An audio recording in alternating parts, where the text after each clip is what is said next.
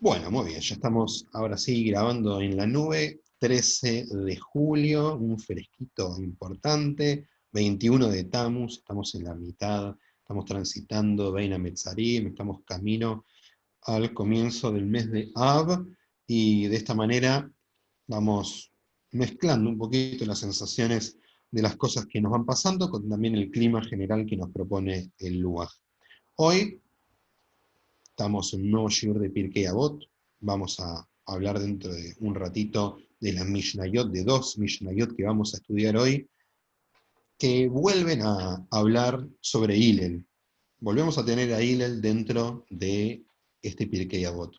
Y antes de empezar con la presentación y mostrarles qué es lo que dice Hillel en esta oportunidad, hacer una salvedad.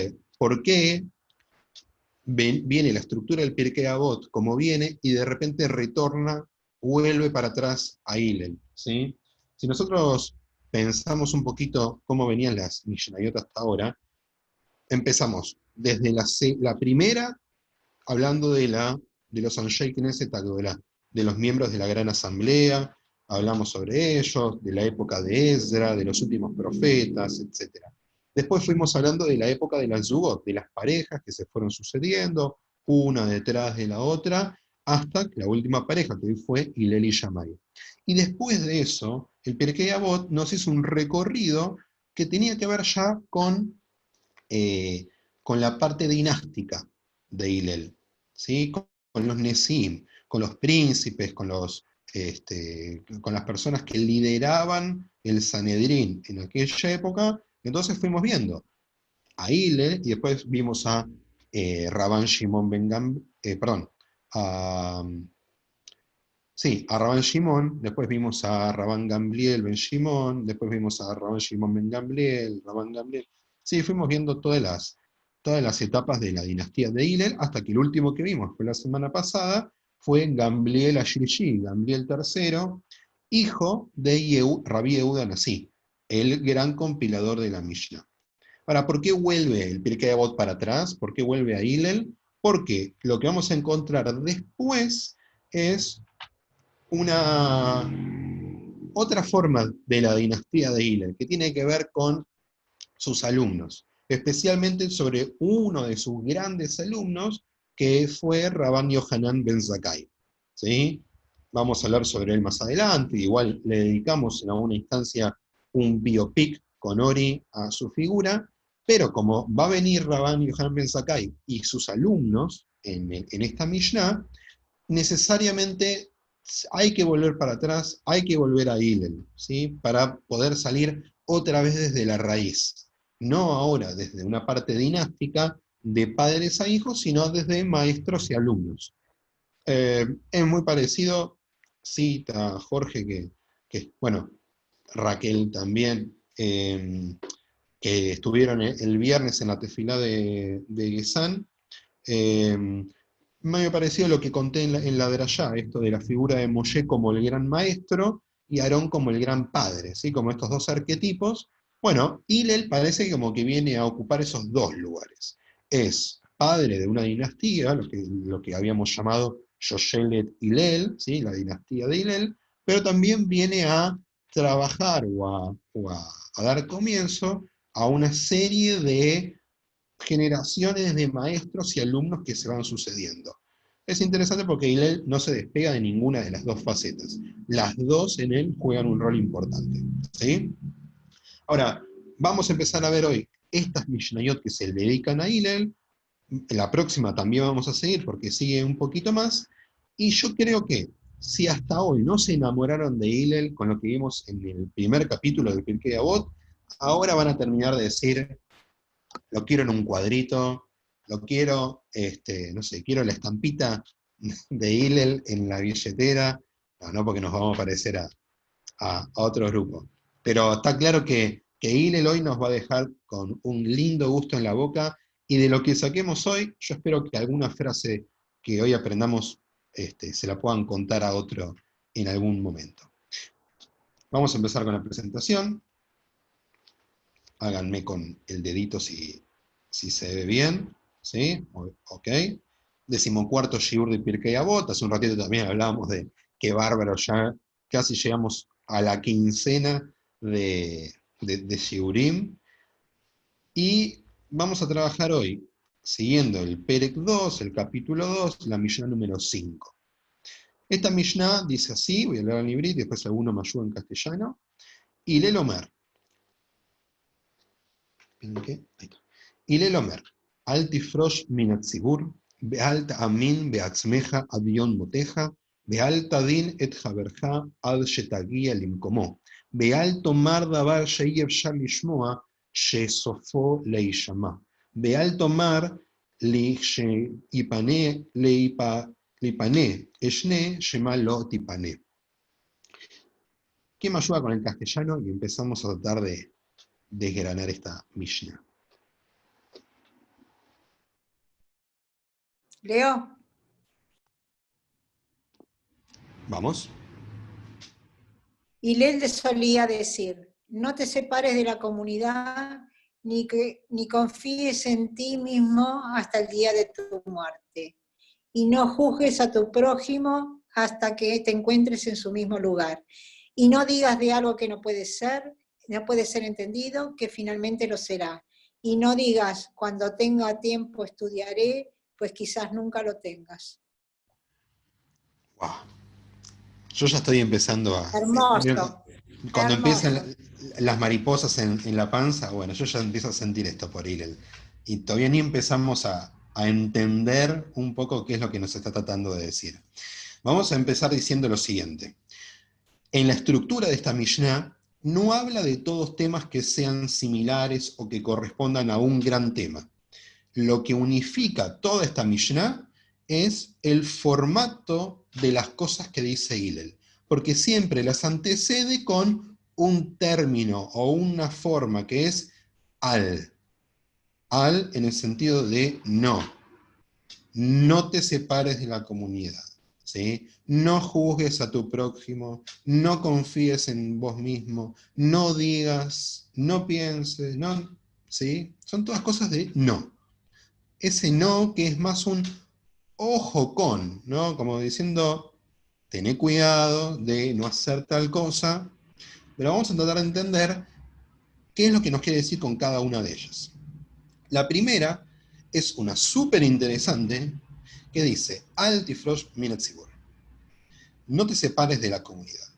Vieron, el verbo es muy parecido, o sea, la raíz es del mismo yoresh de, por ejemplo, afrashat halá, la separación de la halá, ¿sí? Que hacemos con la halot, cuando estamos cocinándola, que separamos una parte de la masa y hoy en día la prendemos fuego. Bueno, tiene que ver con mismo, con separarse.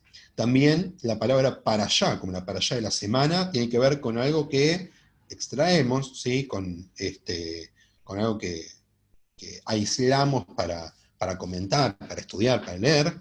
Y también, por ejemplo, la palabra mefarshim. Los mefarshim son los comentaristas. Por ejemplo, mefarshim a Torah, los comentaristas de la Torah, ¿sí? Rashi es uno de los mefarshim de la Torah. ¿Ok? O sea, es un verbo que conocemos, lo tenemos bien claro. Y la palabra tzibur, que habla sobre la comunidad, sobre el conjunto, ¿sí? La otra vez leía un lindo comentario que decía que el tzibur abarca sus tres partes, que son tzadikim, beinonim y reshaim, ¿sí? Tzadikim, los justos, beinonim es literalmente que está en el medio, pero siempre se lo suele considerar al que no es una eminencia o no es una persona súper buena, no se destaca por ser una persona grandiosa, pero tampoco es una persona malvada, y los reshaim, que son los malvados. Según la corriente del judaísmo que sigamos y según las fuentes que elijamos estudiar, vamos a encontrar distintas posturas sobre esto. Algunos van a pensar que los Beinonim no existen, y algunos van a pensar que todos somos Beinonim, a fin de cuentas, ¿sí? Así que eso lo dejamos para otro día, pero también es interesante. Quiero que lo que traje para comentar, para arrancar por lo menos este tema, es una partecita del Mishneh Torah, del libro del Rambam sobre Alajá. Yo sé que mucho de esto viene estudiando con Benja, de la parte que se suele llamar Ilhot Talmud Torah, ¿sí? Las leyes del estudio de la Torá. Vamos a irnos ahora para el final de este tomo, que son las leyes de la Teshuvá. El Hot Teshuvá, que es una lectura obligatoria en el mes de Elul, ¿sí? Obligatoria porque nos ayuda mucho a prepararnos para los Yahim Yoraim. Más de una vez lo hemos estudiado, por ejemplo, en Gesan, en ese rato entre Musaf y Minjá que nos queda. Y dice así: Aporesh midarheit zibur, afal pi shelo abar abeirot, ela nibdal meadat Israel, beino ose mitzvot bichlalan, velo nichnas betzaratan, velo mitane mitanitan, ela olech bedarko que had migoyei haaretz, u que ilu eino mehen, ein lo helek laolam abba. Ahí después puse un texto abajo que no venía al tema, me acabo de dar cuenta que hay una parte que no va. Voy a traducir lo que leí hasta recién. Dice: aquel que se aparta de las sendas de la congregación, aunque no haya cometido transgresiones, sino que tan solo se aparta de la comunidad de Israel y no cumple preceptos con ellos, no comparte sus penurias y no participa con ellos en sus ayunos, como si fuera que no es parte de ellos, sino que sigue su propio camino, como si fuera miembro de uno de los pueblos de la tierra, no tiene parte en el mundo venidero. Voy a dejar la pantalla un cachito. Quiero que nos veamos.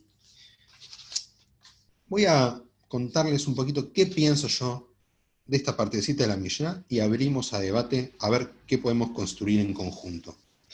Lo primero es una anécdota. Una vez iba con unos amigos, decidimos ir en mi auto a Uruguay, y estábamos ya en Uruguay, en una de las rutas, ¿sí?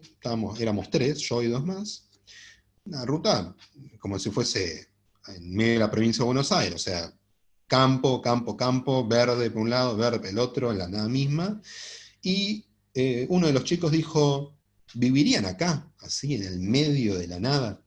Me acuerdo que lo que le respondí es que yo no podría vivir en el medio de la nada. No se puede vivir aislado. Porque la vida judía exige vivir en comunidad. La vida judía exige vivir con los otros, dialogando, compartiendo, transitando un camino juntos todo el tiempo. Que hay un montón de cosas en la tradición judía que solo no se pueden hacer, por más ganas que tenga uno, por más sabio que sea.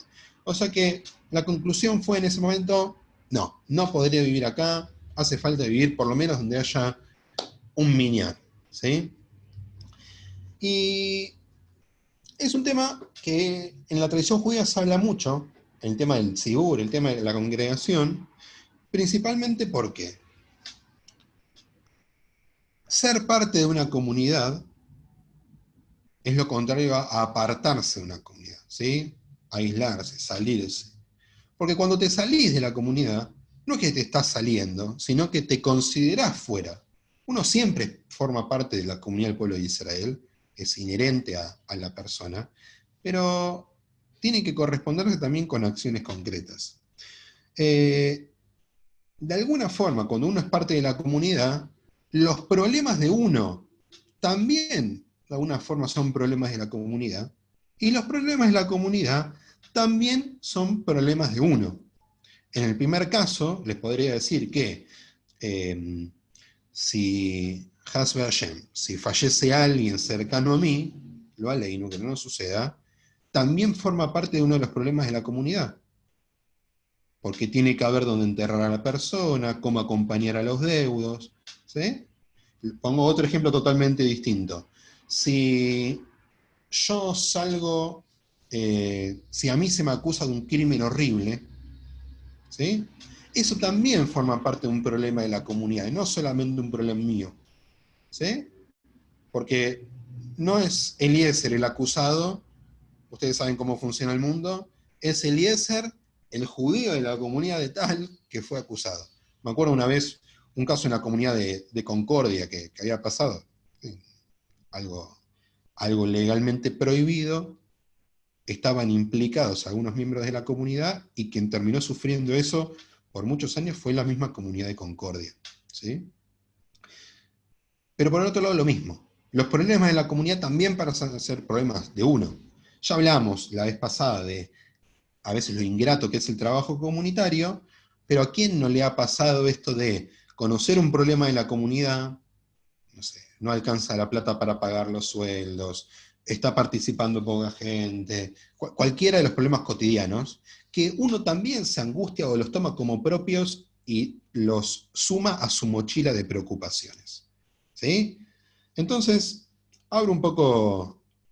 Y una cosita más, una frase que encontré de Jabotinsky. Jabotinsky, no sé si conocerán, el máximo exponente del sionismo revisionista, un gran líder del pueblo de Israel, no amado por todos, está claro, pero también está claro que ideológicamente es padre de muchos, por supuesto también del gobierno israelí que tenemos ahora, y que él dice: si a vos te cortan el dedo chiquito del pie, el que sufre es todo el cuerpo, no sufre el dedo chiquito del pie.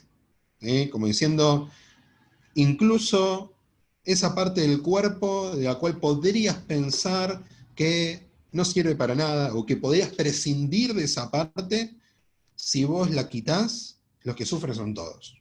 No sufre solamente el dedito, sufre el cuerpo entero. Y lo mismo pasa con el pueblo de Israel. Ahora sí, expuse ya algunos pensamientos propios, quiero escuchar de ustedes. ¿Cómo entienden esto de no apartarse de la comunidad?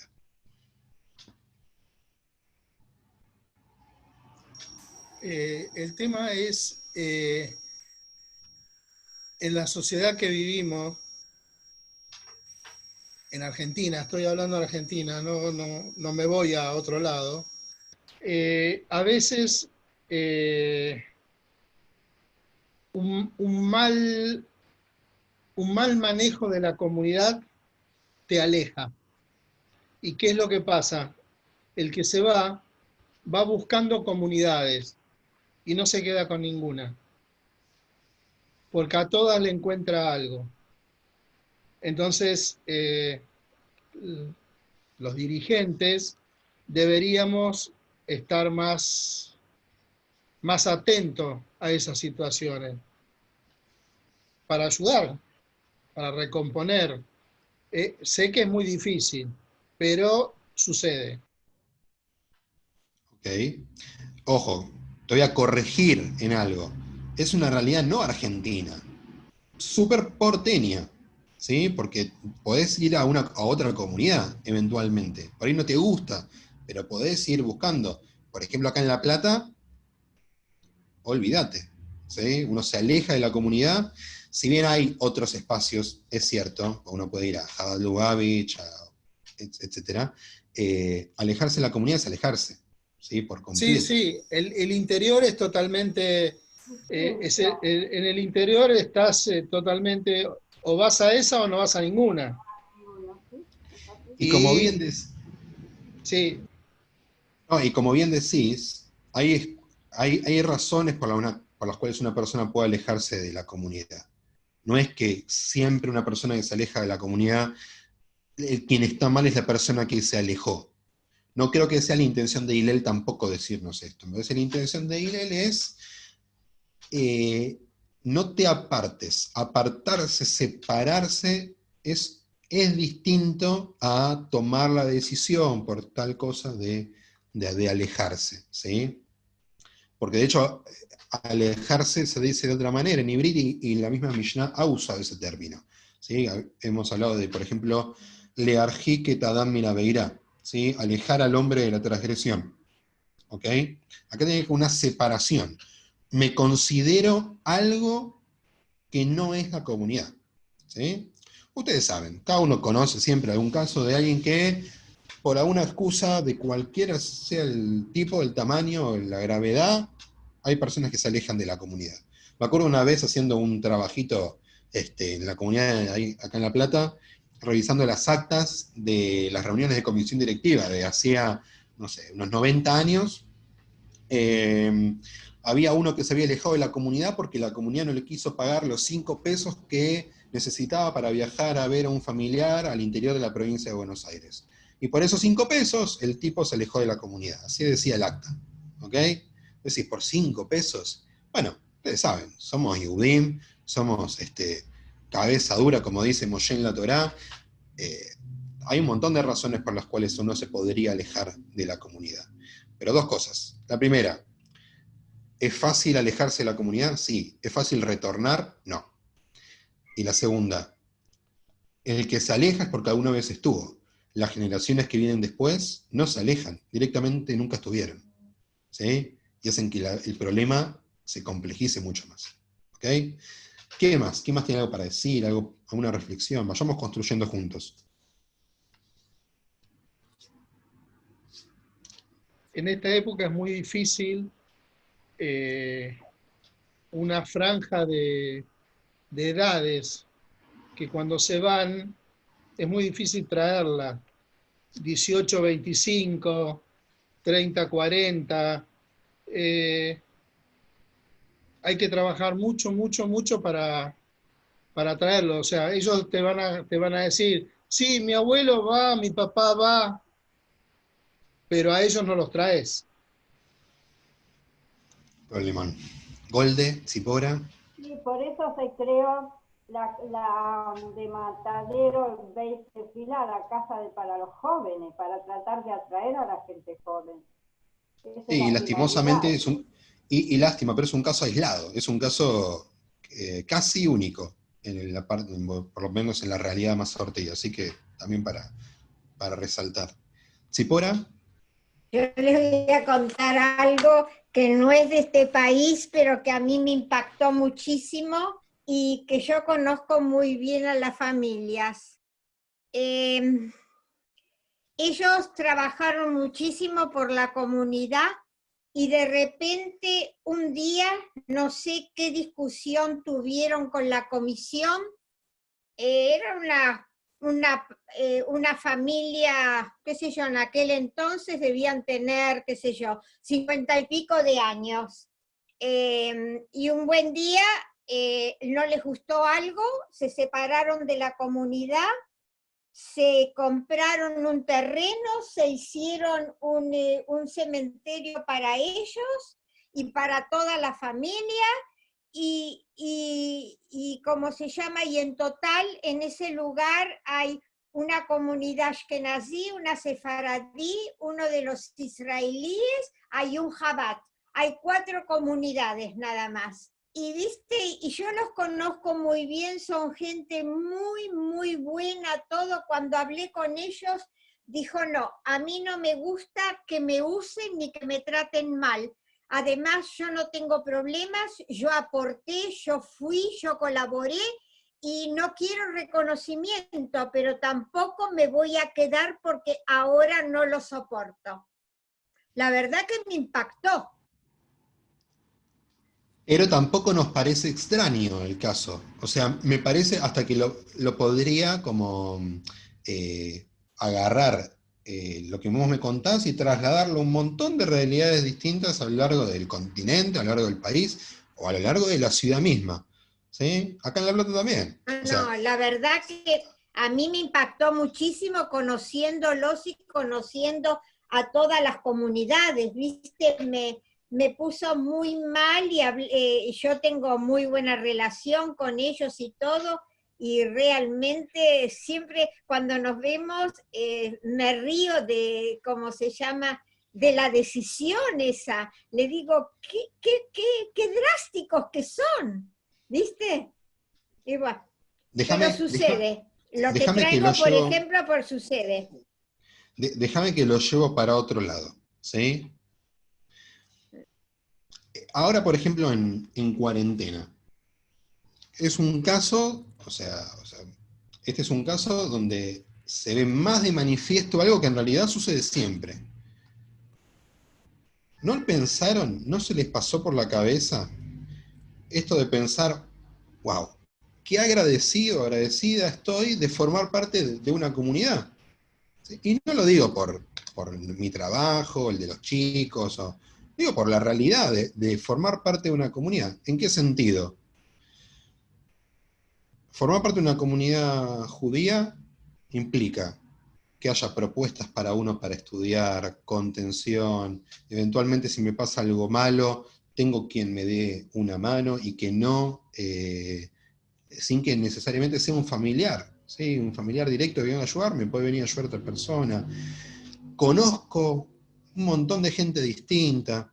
Digo, lo tenemos tan naturalizado que a veces no nos ponemos a pensar que hay un montón de gente, por ejemplo, en el país, en la ciudad de Buenos Aires, que todos estos espacios los tiene, o que inventar, o ir buscando por acá, por allá, a ver cómo puede hacer para, por ejemplo, tener actividades, por ejemplo, tener un marco de contención, algo que para nosotros es súper natural, súper natural. En cualquiera en la mayoría de las comunidades, ¿sí? Por ejemplo, no sé, quizás no tiene juventud, pero tiene colegio. Hay espacios para los más chicos, espacios para los jóvenes. Por más que funcionen bien, funcionen mal. Silvio, estoy de acuerdo con lo que decís, es que hay una franja que nos está faltando. Pero hay propuestas, por lo general, para cualquiera. Tenemos un sistema armado para poder festejar todas las cosas que queremos festejar juntos, desde cosas que tengan que ver con la ritualidad judía o momentos de nuestra vida, ¿sí? Y también tenemos un medio para poder acompañarnos en momentos difíciles, de una enfermedad, momento de un fallecimiento, etcétera, etcétera, etcétera. Eso lo naturalizamos, pero no es natural, no es algo obvio, ¿sí? Formar parte de la comunidad, no siempre estamos hablando de formar parte de algo donde yo tengo que entregar todo, todo, todo. La comunidad también nos da, ¿sí? Y creo que todo el tiempo. El tema es que a veces solo nos damos cuenta cuando nos falta, ¿sí? Cuando ya no lo tenemos. ¿Está bien? ¿Cómo sienten esto que les cuento? Yo, por ejemplo, tengo muchos amigos que no son de la cole, y esto lo vi toda mi vida. Para mí, la posibilidad de ir a Maccabi, para mí era un privilegio, era un lujo que otros no tenían. ¿Sí? Y termino con esto. Algo que les remarcaba siempre a los Hanijim, a los más chiquitos, les decía, díganme, ustedes, 10, 11 años, ¿qué amigo de ustedes de la escuela, de donde sea, de 10 u 11 años, tiene amigos o referentes de 15, 16, 17, 18, 22, por la cercanía que tenían, por ejemplo, Hanijim y Madrijim? Y eso solamente se los daba el marco de la comunidad. Es un caso súper específico, pero me parece que la idea se entiende. ¿Qué les despierta esto? Norma, dale. Te quiero comentar algo. Acabo de bajar de tomar un cafecito con una vecina, no de la colectividad, pero su hijo va a la ORT, y me comentaba, qué lindo ustedes cómo se reúnen, cómo se encuentran, porque lo que le pasa, a pesar de la pandemia, con los chicos que se hizo amigo su hijo de la ORT, siguen llamándose. El otro día salieron un poquito a caminar separaditos, pero aunque sea un rato. En cambio, dice, digamos, en la comunidad, digamos, de ellos, no existe todo eso. No hay un acercamiento.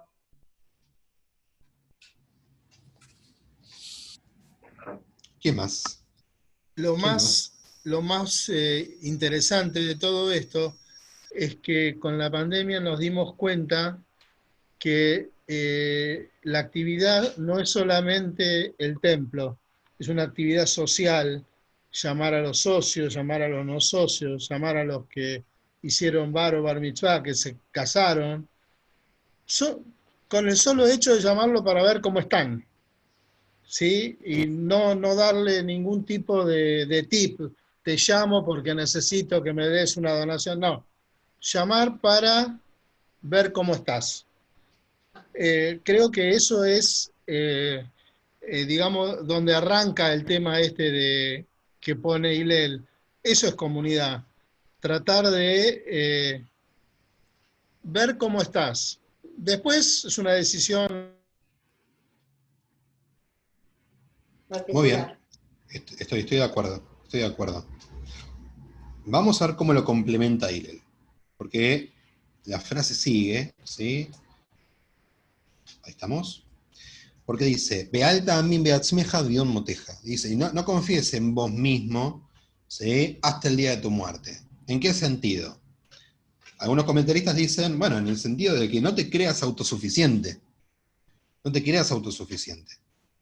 Porque está muy bien que vos podés solo y podés con todo, pero hay momentos que no son para atravesar solo, y lo primero que vas a querer, consciente o inconscientemente, es tener un hombro al lado, la posibilidad de alguien que te dé, que te ayude.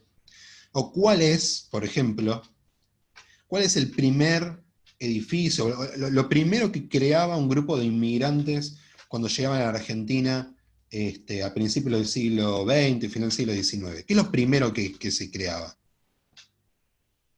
Lo primero que El hacían era el templo, templo. el colegio y el cementerio. El cementerio. La comunidad. El cementerio es lo primero. El cementerio es lo primero. ¿Sí? Siempre. ¿Por qué? Porque había una necesidad de que, bueno, por lo menos tenemos que estar organizados en esto. ¿Sí? No hay nadie que pueda quedarse solo con estos temas, con temas que tienen que ver con el duelo. Todo yehudí tiene que poder tener dónde enterrar a un fallecido. Y no es momento, ¿sí?, del deudo de ponerse a buscar, bueno, ¿dónde podría? Pero tiene que haber algo ya armado que le pueda simplificar las cosas. Hoy tenemos, no sé, hoy se llama AMIA, vas a Loyola, y después vas a Tablá, Berazategui, Liniers, Ciudadela, donde sea. Digo, pero todo eso está armado. Eso también es formar parte de la comunidad. No confíes que vos solo podés con todo. ¿Sí? Y esto que dice, hasta el día de tu muerte, es como no sé si es como un eufemismo, no sé si es la palabra correcta, pero, o sea, el día de tu muerte, poco importa si ya confías en vos mismo o no, porque ya está, ya el tiempo pasó. O sea, todo el tiempo que tenés que estar dudando y cuestionándote para decir que vos solo no podés. Hay un pasuk de Mishlei, de Proverbios, que dice, Al titalel bedion mahar, kilote da ma y el yom. Dice, no te jactes del día de mañana, porque no sabes qué depara ese día, o qué te depara ese día. O sea, no hay que ser súper confianzudo con todo, también hay que tener los recaudos necesarios. ¿Sí? Y esto también de, bueno, a mí eso no me va a pasar. Total, yo sé que tengo no sé qué, o yo soy así de tal forma, a mí no me va a pasar. ¿Sí? Y al final de cuentas las cosas pasan, porque la vida pega esos giros que nosotros nunca nos imaginamos, y al final estar cerca de la comunidad podría, ¿sí?, haber sido una gran ayuda.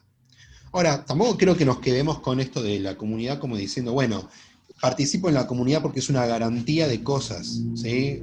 Es como, bueno, muchas veces se piensa, el Estado de Israel, ¿y qué es lo importante de que esté Medinat Israel? Y que es una garantía de seguridad por si pasa algo malo. No, bueno, también tiene que ser algo activo, también tiene que ser algo lindo, ¿sí? Que seamos soberanos, independientes en nuestra tierra, ¿sí? O sea, ser parte de la comunidad también forma como parte de las dos. ¿Algo hasta acá? ¿Seguimos? Fíjense cómo sigue. Al-tadin, din, ¿sí?, el no juzgues, din como juicio, et haberja, tu compañero, ad shetagia lim como, no juzgues a tu compañero hasta que llegues a ese mismo lugar. Algunos van a empezar diciendo, bueno, esto es justamente una utopía, porque en realidad uno nunca llega al lugar del otro, ¿sí? Uno nunca está en el lugar del otro. O sea, lo que le está diciendo Hillel es, nunca juzgues, o sea, nunca saques conclusiones por el otro, porque nunca vas a estar en el lugar del otro. ¿Sí? Ahora, ojo, porque esto también podría pensarse, o sea, tenemos que encontrar un punto medio, en el sentido de, algunas cosas sí podemos juzgar en el otro. La Torá nos dice que tenemos que ir a marcarle al otro sus errores, al mismo tiempo que nos dice, querelo y ojo con juzgarlo en demasía. O sea que hay como que encontrar un equilibrio. Con esto también pensaba, por ejemplo, el caso de los anacronismos, cuando juzgamos la historia, ¿sí? ¿Por qué mis padres hicieron eso? ¿Por qué mis abuelos tomaron esa decisión? ¿Por qué la Torá me habla de esclavitud? ¿Por qué en la Shoah tal persona eligió tal camino? ¿Sí? Son preguntas que el ser humano se hace todo el tiempo. ¿Cómo pudo ser posible que hayan elegido eso y no lo otro? Y creo que acá él también viene a decirnos, ojo, porque tu rol no es juzgar, bueno, sos juez que va por la calle juzgando todo lo que pasa por delante, sino vos tenés que tratar de entender desde qué lugar cada persona toma sus decisiones. ¿Sí? Y una más. Cuando juzgamos, tenemos que pensar qué juzgamos y por sobre todo para qué juzgamos. Porque si juzgamos solamente porque queremos comentar, chimorrear sobre lo que está haciendo el otro, comámonos las palabras, las guardamos, que queden en pensamiento nomás y listo. Pero no hay necesidad. El otro no está esperando todo el tiempo un diagnóstico de nuestra parte para ver si lo que hizo a nosotros nos parece bien o nos parece mal. ¿Sí? Voy a poner el ejemplo más tonto que se me ocurre, pero el más tonto en serio, pero que a mí me molesta muchísimo. Cuando alguien está haciendo el fuego para el asado, no se le dice nada. No se le comenta nada. Ay, yo hubiese puesto una maderita acá. No se le comenta nada. ¿Por qué? ¿Acaso juzgándolo o recomendándole no podría hacer las cosas mejor? Sí, pero ¿eso lo ayudaría? No sé. La tradición argentina dice que en ese momento no se le dice nada. Pero al mismo tiempo podemos pensar otros ejemplos, en los cuales es necesario meterse y comentar o hacer una observación sobre lo que otro está haciendo.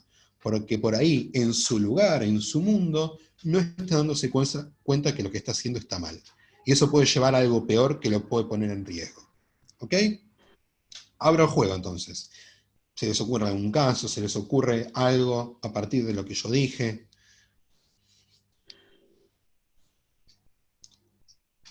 Pueden decirme, Eliezer, todo lo que dijiste fue bárbaro, excelente, no tenemos nada para decir, estamos iluminadísimos, está todo bien. ¿Querés que te lo digamos? No, está bien. Con hacerme así yo entiendo. Algo que no me gusta de verdad es que... ¿Cómo, Valde? Adelante. Es así, que es así. Ah, bueno, estamos de acuerdo entonces, está bien. Fijémonos cómo sigue entonces la milla. Dice, y esta hay que entenderla bien, ojo. Dice, ve al tomar davar sheyev shal lishmoa, y no digas una cosa que no pueda ser, literalmente es escuchada, lishmoa. Pero en algunas fuentes, y creo que la principal, dos se me ocurren. Una, el Shema Israel. Escucha Israel no necesariamente tiene que ver con una escucha física, tiene que ver con un entendimiento, con la palabra leavin, comprender, entender algo. ¿Sí? Y la otra fuente que se me ocurre para esto es Naasebe Nishma. Nishma no tiene que ver que vamos a escuchar, no tiene que ver con algo literal, tiene que ver con un entendimiento de lo que el pueblo de Israel estaba diciendo. ¿Sí? Una entonces de Shema Israel y otra de Shmot, ¿sí? De cuando el pueblo está en el Ar Sinai. Porque dice, Yesofó le llama. Porque al final puede ser que se entienda. Y acá un par de aclaraciones. Lo primero tiene que ver con algo medio en el sentido literal. Y acá hay un pasuk de Kohelet muy lindo que dice, Sof davar akol nishma. Al fin de cuentas, ¿sí? al final todo se termina escuchando, en realidad entendiendo. ¿Sí? Esto aparece en Coelet 12:13. ¿Saben con quién lo relacioné? Lo relacioné mucho con el consejo, bueno, quizás tomándolo justo con anterior, pero ahora no poniéndose en el rol del que juzga, sino en el rol de que recibe algún comentario. Piensen en algún consejo, comentario de sus padres o de algún maestro que en su momento no les gustó ni medio, pero con el tiempo lo fueron entendiendo, lo fueron masticando, lo fueron procesando hasta que en un momento tomó sentido y se convierte en una bandera del pensamiento de uno. En el momento no se escuchó, no se entendió. Al final se entiende. Entonces, no lo descartes, ¿sí? No lo tires por la borda porque en ese momento no se entiende. ¿Está bien? También pensaba, y acá puede tomarse en el sentido literal de escuchar, pero también el de entender, con las luchas sociales. Por ejemplo, hay muchas luchas sociales que a lo largo de los años pueden no ser escuchadas porque no son entendidas, ¿sí? Porque si le ibas a hablar de un discurso contra la esclavitud a un romano de la mitad del siglo I, después de la Era Común, no iba a entender de lo que le estés hablando. De verdad no lo iba a entender. seguramente estuviese haciendo las cosas mal, pero además no lo entendería. ¿Por qué? Porque el mundo en el que vivía no lo entendía. Ahora, con el tiempo, eso se va escuchando y se va entendiendo. ¿Sí? Piensen que hay muchas luchas sociales que existen hace un montón de tiempo, pero quizás hace falta el momento justo en el cual empiezan a ser escuchadas, empiezan a ser atendidas y entendidas. ¿Sí?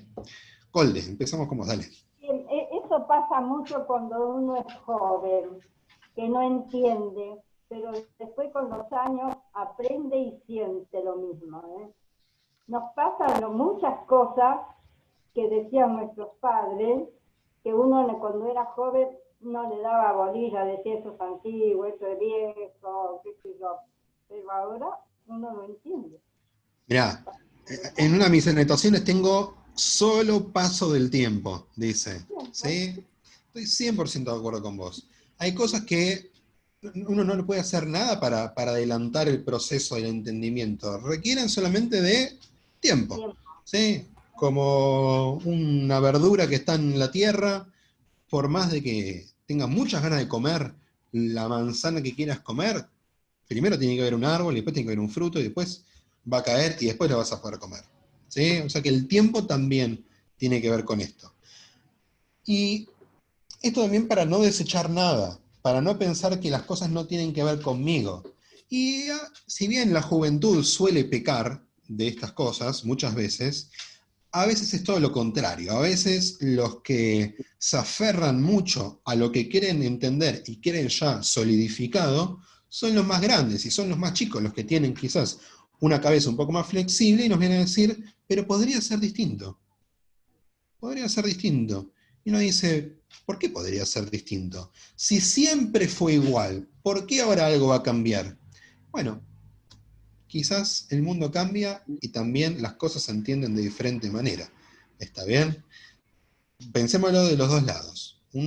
Algo para pensar para la juventud, algo para pensar para el mundo adulto. ¿Ok? Y fíjense, acá una de las frases más lindas de todas, y creo que algo que venimos a atacar, ¿sí? Con Lilmod Lelamed.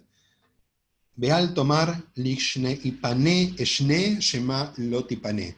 Eshne como Mishnah, ¿sí? Como leshanen, ¿ok? Es este verbo que tiene que ver con el estudio, que aparece en muchos de los fragmentos de la tradición judía. Mañana vamos a comentar en el primer shiur de Talmud algo sobre este shoresh, sobre esta raíz.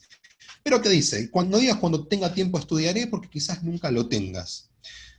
Y acá hay un sinfín de, no sé, relatos talmúdicos, de historias hasídicas, de aquel que dijo, bueno, ya lo voy a hacer, y el tiempo va pasando, las cosas las vamos tirando para adelante, al final nunca las vamos completando. Ya te dijo Golde, quería hacer mención a un fragmento de uno de los libros de Yuval Noah Harari, un escritor, pensador israelí que en los últimos años estuvo muy en boga, ahora ya el mundo calmó su entusiasmo por él un poquito, pero hay una parte de uno de sus libros que dice... ¿Cómo? Se sigue hablando de él. Sí, bueno, Yo lo digo estoy que ahora escuchando. el mundo filosófico dejó como que la parte romántica del mundo con Harari amainó un poquito y empezaron a aparecer otros. Pero digo, hace unos años era de lo único que se hablaba, más o menos. Recomendada lectura, ya que estamos. Pero él dice en un momento, en la vida del ser humano, los jóvenes empiezan a preocuparse, bueno, por las necesidades que tienen que estudiar, y tienen que comprar una casa, y comprar un auto, y viajar. Entonces, se consiguen un trabajo para poder conseguir eso, pero dice que a medida que van pasando los años, siempre vamos encontrando problemáticas nuevas. Entonces, aquello que fuimos postergando, al final nunca lo completamos. Nunca llegamos a la felicidad plena, porque cuando completamos un pequeño objetivo, en el camino aparecieron 15 problemas nuevos. Entonces siempre estamos corriendo atrás de la zanahoria. Cuando Hillel nos dice que no digas cuando tenga tiempo estudiaré, Porque la verdad es que nunca vas a tener una agenda, una semana, una vida donde tengas, bueno, el tiempo para estudiar, porque Minashamayim, en ese momento al mundo no le va a pasar nada y todo se va a congelar. Dice, el tiempo tenés que ponértelo vos. ¿Sí? Hay una subida muy linda del Talmud que habla sobre las preguntas que te hacen cuando llegas al cielo, una vez abandonas este mundo, y te dicen, ¿dedicaste tiempo al estudio de Torah? No te preguntan, ¿encontraste shiurim? No, te preguntan vos, ¿hiciste tu tiempo para estudiar? Y acá, de referencia a dos cosas que ya mencionó el Pirkei Avot. La primera, que dice, y él mismo dice, si no es ahora, ¿cuándo? Pero mezclado con una frase de Shammai, que es, Hacé Torat Hakeva. Tenés que hacer del estudio de Torah algo fijo. Vieron cómo entonces las enseñanzas se cruzaron por completo y derivan en esta enseñanza nueva, ¿sí? Que es, no postergues algo que vos suponés que va a aparecer de forma natural. Estudiar es algo que vos tenés que generar, ¿sí? Mucho de esto igual también, ya que estamos, recomiendo del episodio del podcast que hicimos con Benja, este último que fue sobre la educación, donde hablamos también algunas de estas cositas. Vamos a ver si en unos minutitos llegamos a ver la segunda Mishnah de hoy. Esta es un poquito más corta.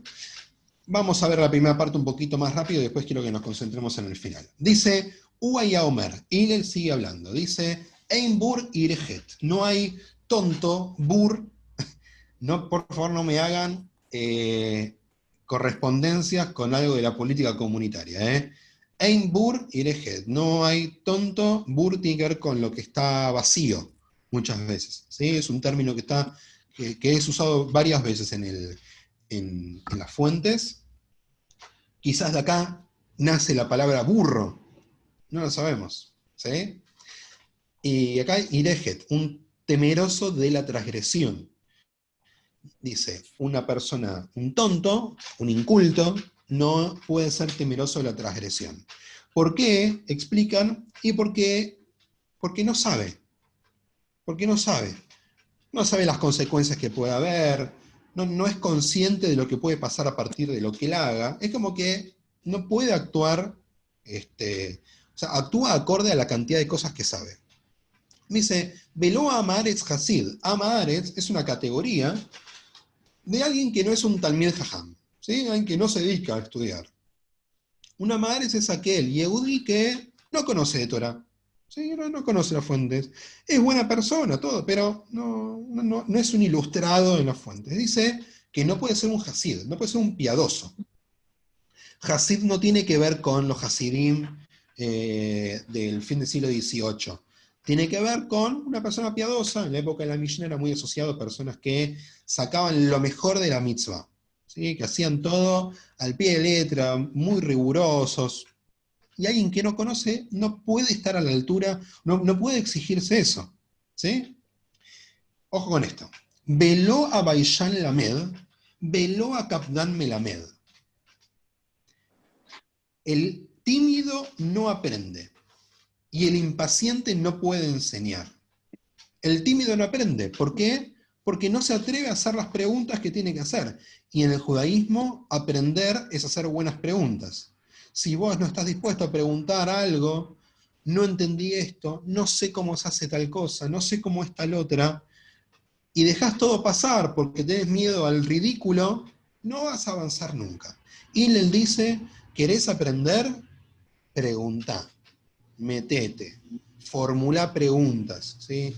Armá, cuestioná, todo lo que vos quieras, pero no te quedes en tu lugar, ¿sí? Porque al fin de cuentas, el Baiyán lo que le pasa es que teme quedar en una posición menor al resto. Cree que todo el resto sabe más, que él no sabe nada, y por eso se queda en el molde. ¿Ok? Entonces una buena recomendación para que siempre estén haciendo preguntas, ustedes también. Y Eso ojo, ocurre muchísimo. muchísimo. Ocurre muchísimo. ¿Y saben qué? uno pensaría que ocurre más en los chicos, y yo les digo, no. Los No en chicos, todo, en los adultos también. En los tal cual, adultos también. tal cual. Los chicos, por lo general, son los que menos vergüenza tienen, porque para los chicos no es natural saber tal cosa o tal otra. Pero para un adulto, preguntar, uy, ¿cómo funciona esto? ¿Cómo se hace tal cosa o tal otra? Hay que animarse, hay que animarse. Me tienen catalogada a mi familia de preguntona, porque yo siempre pregunto. Mi hija me dice, ¿qué tenés que preguntar tanto? Porque quiero saber. Bueno, No hay me pierdes. ojo, ojo, Golde, hay también un límite, ¿no? Hay también un límite para las preguntas. Bien, ¿no? Hay cosas que conviene no saber, ¿sí? Pero eso no tiene que ver con la timidez, eso tiene que ver con la cautela. Norma, adelante. No, lo que yo quería decir con respecto a los chicos es la educación, digamos, de ahora, los chicos de ahora, porque en nuestra época, y creo que Golde por ahí va a estar de acuerdo, no preguntábamos porque no nos dejaban tampoco preguntar demasiado. No. ¿Estoy de acuerdo? ¿Estás de acuerdo, Golde, conmigo? Perfecto, perfecto, es así. Y aparte, Sí. si preguntabas por ahí, te hacían lo que ahora le llaman bullying. Tal cual, tal cual. Me parece que a nivel general el judaísmo siempre fue abierto a, a la pregunta o a conocer más, ¿sí? Como también hubo muchas épocas donde el pueblo judío se dedicó a, bueno, transmitir sin preguntar, sin cuestionar nada, y por eso también se han transmitido cosas Sí. como si fuese, como se dice hoy, copy-paste, ¿sí? Que se copió algo, se lo llevó a otro lado, pero sin hacer las preguntas necesarias y se terminó como perdiendo el mensaje en el medio. Ahora fíjense, así como Hillel nos dice que el Baishan, el alumno tímido, no aprende porque es más grande su temor al ridículo que sus ansias por aprender algo nuevo, en el caso del Kapdan, de un maestro impaciente, son más sus ansias de demostrar lo que sabe a conocer o enseñar realmente a sus alumnos, a sus educandos, ¿sí? Lo que tiene que enseñarles. Por eso es impaciente, porque si ve a alguien que no entendió algo, lo vuelve loco, lo enerva, lo saca de sus casillas. ¿Por qué? Porque no entiende, si él ya explicó con sus grandes palabras y con sus grandes términos un tema, ¿cómo puede ser que no haya sido aprendido? Hay una historia muy linda del Talmud que dice Rabbi Yohanan enseñaba sus cosas 400 veces. 400 veces. Esa era la paciencia que tenía. Explicaba cada cosa a sus alumnos la cantidad de veces que sea necesario para que sus alumnos aprendan. Porque el objetivo de la clase no era escuchar a Rabbi Yohanan. El objetivo de la clase era formar nuevos rabanim para que vayan a formular nuevas preguntas sobre el pueblo de Israel y ayudar a los Yehudim a poder tener una vida judía digna. ¿Sí? Entonces ahí no puede existir el Kapdan, no puede existir el impaciente. ¿Ok? Incluso si se le pregunta varias veces lo mismo, porque puede pasar que a un rab, un moré, o a cualquiera de ustedes, porque así como ustedes ahora están en posición de alumnos, ¿sí? De talmidim, en muchas otras oportunidades, todos ustedes, sin excepción, están en posición de maestros. Todos. Porque sus hijos les preguntan algo, porque sus nietos les preguntan algo, un amigo yehudí, un amigo no yehudí, y todo el tiempo ustedes tienen que estar con la paciencia necesaria para responder. ¿Sí? Y en el caso de que no tenga la paciencia, que no sea el momento, aclararlo, pero no demostrar un enojo. Y dice Hillel, veló Kola Marbevis Jorá Mahkim. Y quien se dedica, ¿sí? A Marbevis Jorá, el que hace de su actividad negocios comerciales algo mayoritario, Mahkim. ¿Sí? Mahkim como Jajam, que tiene que ver con la sabiduría. Si te dedicas todo el tiempo a los negocios, por más de que sea necesario, no vas a lograr la sabiduría. Podemos encontrar 1000 ejemplos sobre esto también.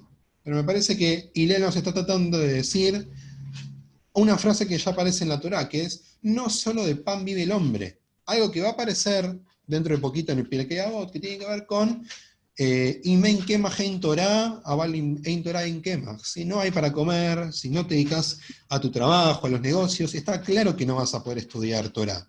Pero si no te dedicas a la Torah, si no te dedicas a la tradición, a la educación, no te dedicas a mejorar como persona, ¿de qué te sirve sobrevivir un día tras otro? ¿Cuál es tu destino? ¿Cuál es tu objetivo en este mundo? Terminamos con lo último y abro para unos últimos comentarios. Ubemakom she'ein anashim ishtadel liot ish. Y esta debería ser la frase de la humanidad. En donde no haya personas, procura serlo. Procura ser una persona. Amén.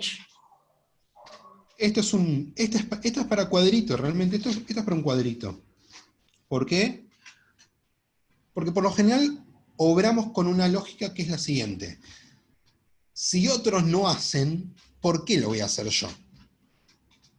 ¿A quién se le puede ocurrir hacer algo que el resto no están haciendo?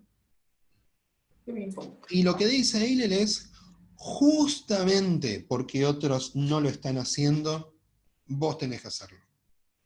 Porque al primero que tenés que exigir es a vos mismo, no al otro. Solamente podés exigirle al otro en tanto y cuanto primero te exigiste a vos. El caso más paradigmático de esto siempre es el caso de Moshe. Moshe, que es una persona humilde, pero fíjense, cuando él vio que un Mitzri le estaba pegando a uno de sus hermanos, ¿sí? a otro Ibrí, la Torá dice que miró para un lado, miró para el otro y vio que no había nadie. Y esto, si lo leemos en el Pshat, en el sentido más literal, podríamos pensar que Moshe está diciendo, bueno, no hay nadie que me mire lo que voy a hacer, entonces, pero lo que nos dice Hillel es que lo que estaba mirando Moshe es por qué nadie estaba actuando como persona.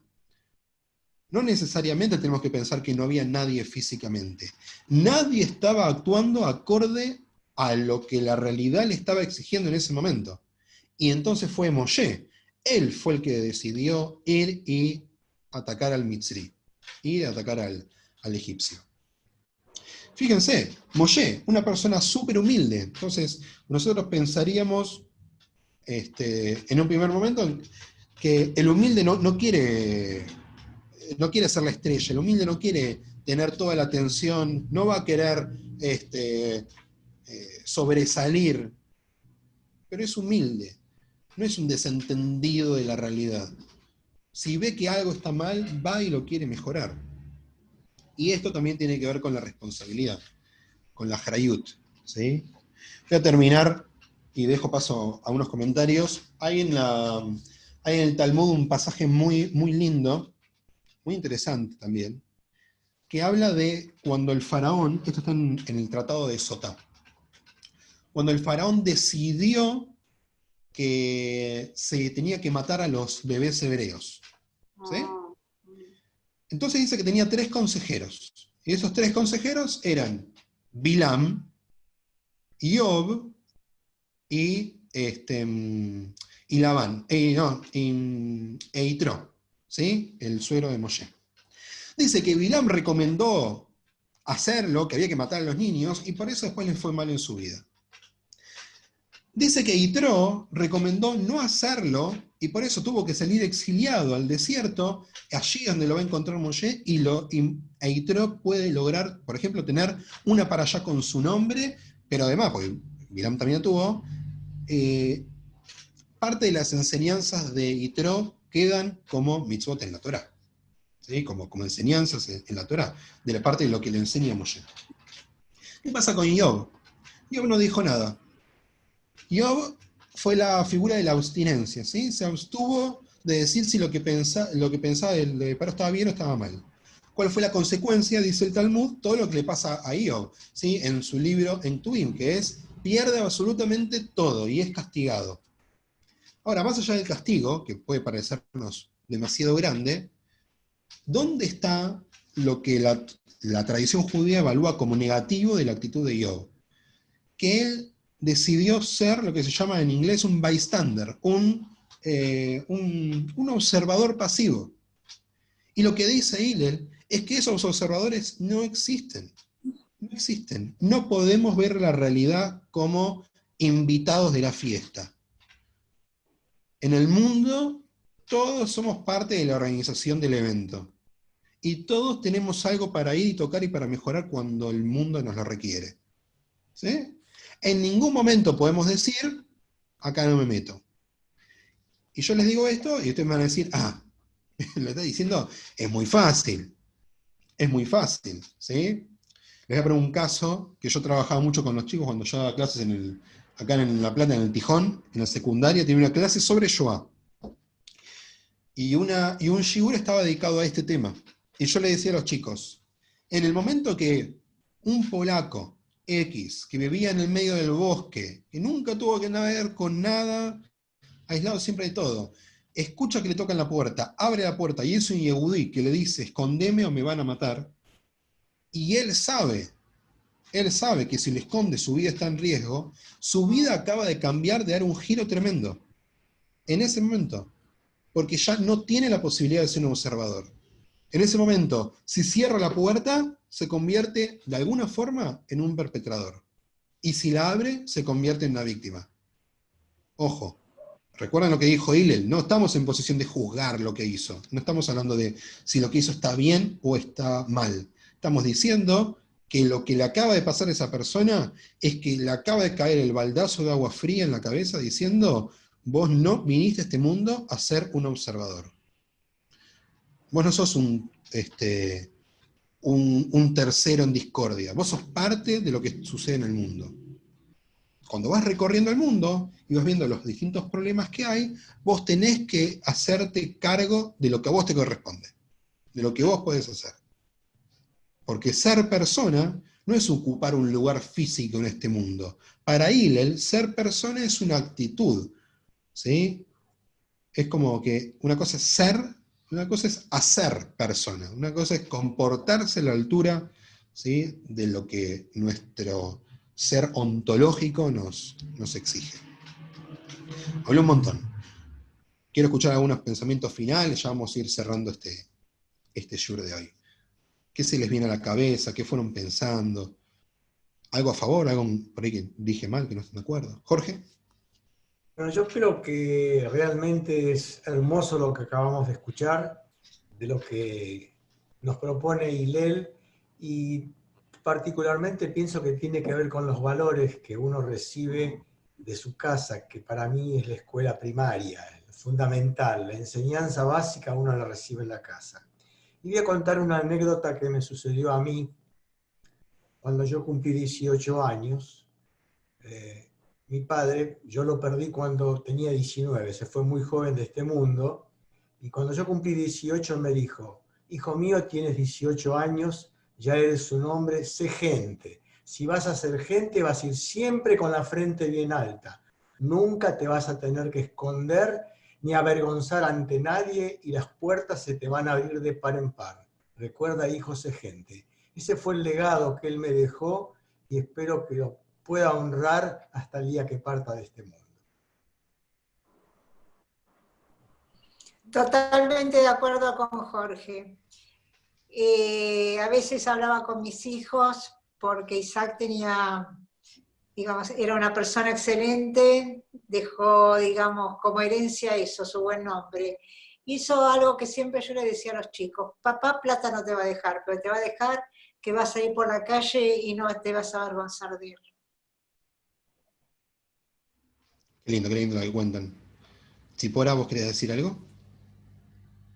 Y bueno, lo mismo que dicen todos, que lo que uno transmite, sobre todo a los hijos, a la familia en general, son los valores de que la conducta humana es muy importante en todos los momentos de tu vida, ¿viste? Como que no tenés que transgredir nada ni con el pensamiento ni con la acción. Uno tiene que ser, ¿cómo se llama?, generoso pero recto a la vez, y no confundir ideas, que eso también es muy importante cuando uno transmite, ¿viste? porque a veces vos querés decir algo y el otro no toma exacta la idea tuya, y eso también influye a veces, ¿viste? Pero Pero fíjate como de las cosas que van diciendo, muchas también forman parte de lo que vimos antes de Hillel, ¿sí? Del impaciente que no sabe enseñar, del tímido que no aprende, de las cosas que no se entienden en un momento pero se entienden al final. Es como que hay que tomar las palabras de Hillel en su generalidad, ¿sí? Y quería terminar diciendo, si bien puse el ejemplo de Polonia y la Shoah, digo, este ejemplo ocurre todo el tiempo, en todo momento con nosotros. Todo el tiempo estamos puestos, todo el tiempo somos juzgados, ¿sí? Por la situación, por el mundo, por la realidad, a ver si estamos a la altura de las personas que somos. Y acá quizás habría que volver a Caín, ver la pregunta que hizo a Yomer, a Gianoje, acaso yo soy el guardián de mi hermano, y decir que de mi sí, hermano. que sí, ¿sí? Porque es parte de nuestra condición humana. Es la condición a nuestra condición humana, ¿sí? Hacernos cargo de lo que nos corresponde. Bueno, gente, vamos a cerrar por hoy. Les deseo una linda semana. Shavuot para Gracias. todos. Shavuot para vos.